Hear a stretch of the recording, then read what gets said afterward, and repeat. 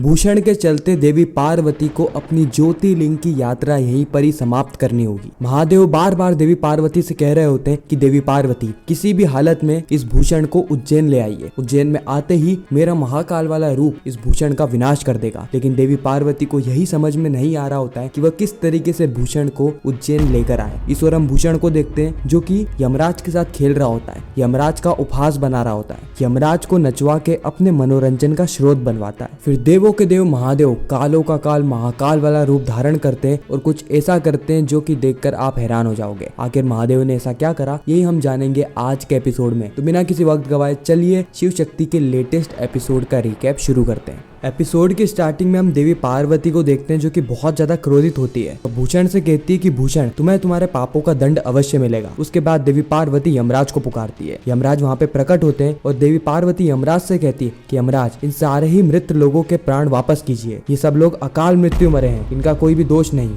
यह मेरा यानी देवी पार्वती यानी जगत जननी का आदेश है यमराज। लेकिन यमराज मना कर देते हैं। यमराज कहते हैं कि क्षमा करना देवी, लेकिन इनके प्राण में वापस नहीं कर सकता क्योंकि मेरे पास इनके प्राण है ही नहीं। देवी पार्वती कहती है कि संसार में सभी लोगों के प्राण लेने का अधिकार सिर्फ आपको है यमराज, और आप कह रहे हैं कि आपके पास इनके प्राण है ही नहीं। यमराज कहते हैं कि क्षमा करना देवी, लेकिन मेरे पास इनके प्राण नहीं है। उसी वक्त हम देखते हैं कि भूषण कहता है कि इनके प्राण मेरे पास हैं, इस काल के पास। इस काल के कारण ये सभी लोग अकाल मृत्यु को प्राप्त हुए हैं। ये रहे इनके प्राण। हम देखते हैं कि इन सारे लोगों के प्राण हवा में तैर रहे होते हैं, बिल्कुल उसी प्रकार से जिस प्रकार से देवी पार्वती के पीछे ओम की ध्वनि तैर रही होती है। भूषण कहता है कि मैं इनके प्राण लौटाने नहीं वाला, और तुम कुछ भी कर लो पार्वती, लेकिन तुम मेरा सामना नहीं कर पाओगी क्योंकि मैं सतयुग का आखिरी असुर था और मैंने ब्रह्मदेव की कठोर तपस्या करी और मुझे ब्रह्मदेव का वरदान प्राप्त है। मेरा वध तुम नहीं कर सकती देवी। अब तुम्हारे सामने सिर्फ एक ही विकल्प है कि तुम अपने पग पीछे रखो और इस यात्रा को यहीं पर ही रोक दो। अगर तुमने एक भी पग आगे बढ़ाया तो ऐसी कई सारे लाशों के ढेर में सामने बिछा दूंगा। शिव भक्त सारे ही तुम्हारे सामने होंगे और तुम्हें उनकी लाशों के ऊपर से ही अपने अगली ज्योतिर्लिंग यानी उज्जैन जाना होगा। कहो तुम्हें यह मंजूर है? देवी पार्वती अत्यंत दुविधा में फंस जाती है क्योंकि वह नहीं चाहती कि एक भी शिव भक्त का उनके कारण अंत हो।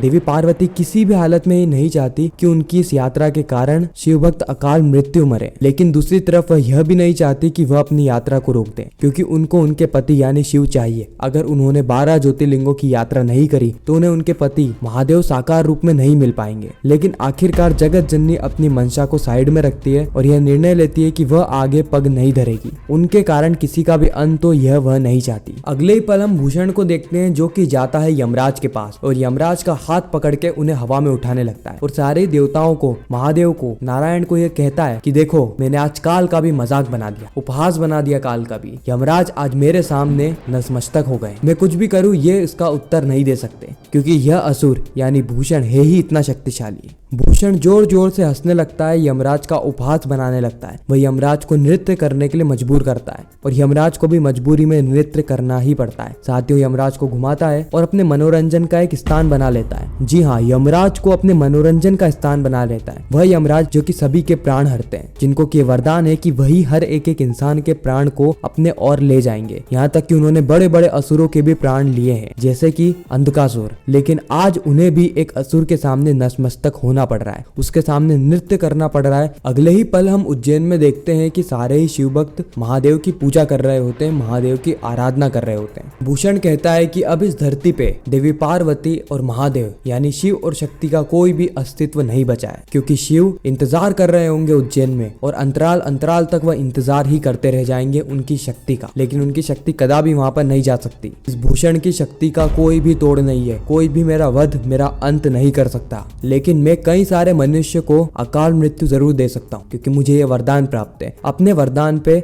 इस असुर को बहुत ज्यादा अभिमान था जो कि बाकी असुरों को भी होता हुआ आया है और सारे असुर को अंत में क्या हुआ ये हम सभी जानते हैं। सभी को मृत्यु के घाट उतरना पड़ा। शिव और शक्ति के सामने कोई भी असुर आज तक नहीं टिक पाया है। सिर्फ वो स्वार्थी है जिसका कि अंत होना असंभव है, बाकी सारे ही असुरों का अंत होते हुए आया है। इसी के साथ ये एपिसोड यहीं पर ही खत्म हो जाता है इस ट्विस्ट और सस्पेंस के साथ कि आगे क्या होने वाला है, किस तरीके से देवी पार्वती इस असुर को उज्जैन तक लेकर आएगी। अगर उज्जैन के मंदिर में यह असुर आ गया, महाकाल इसका वध कुछ ही पलों में कर देंगे।